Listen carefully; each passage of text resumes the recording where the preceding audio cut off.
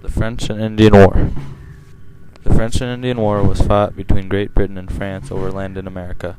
The name comes from the two main enemies of the British, the French and the Indians, although the Indians fought for both sides.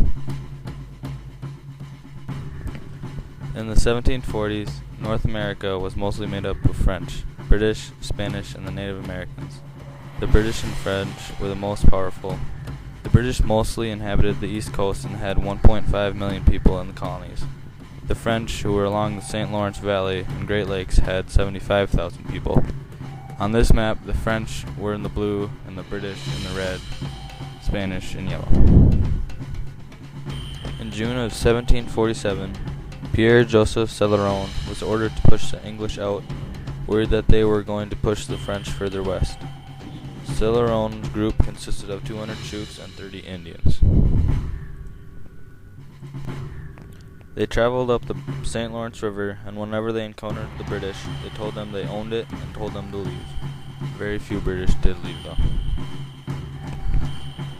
A few years passed, and on March 17, 1752, the leader of the French in North America died.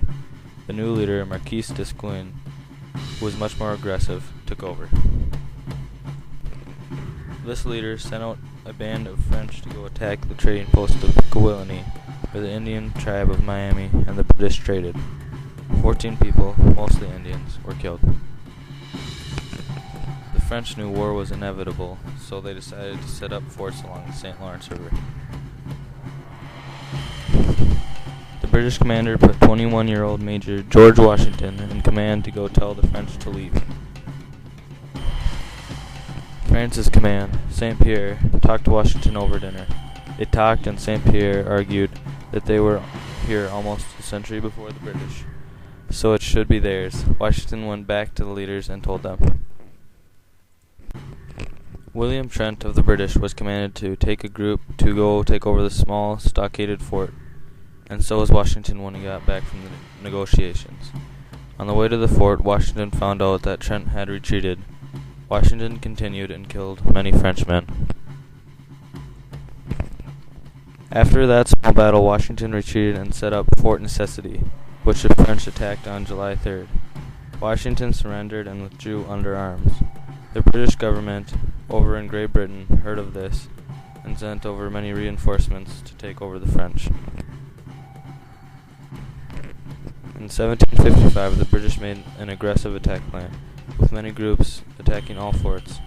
The strongest of the British groups, in which Sir William Johnson was in charge of, was met by the French for the bloody Battle of Lake George.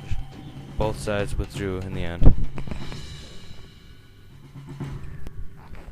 The Native Americans were a large part of the war. The French recruited many Indians like the Mississauga, Ojibwe,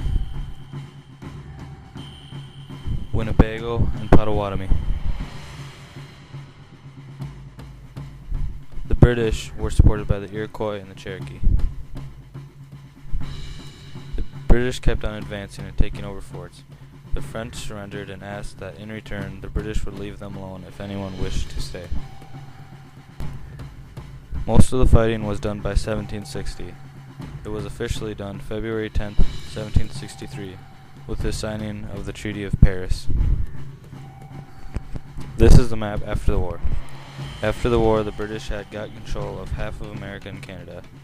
The Spanish got most of the West and Mexico, and the French had lost everything. On this map, the British are in red and pink, and the Spanish are in yellow and in orange.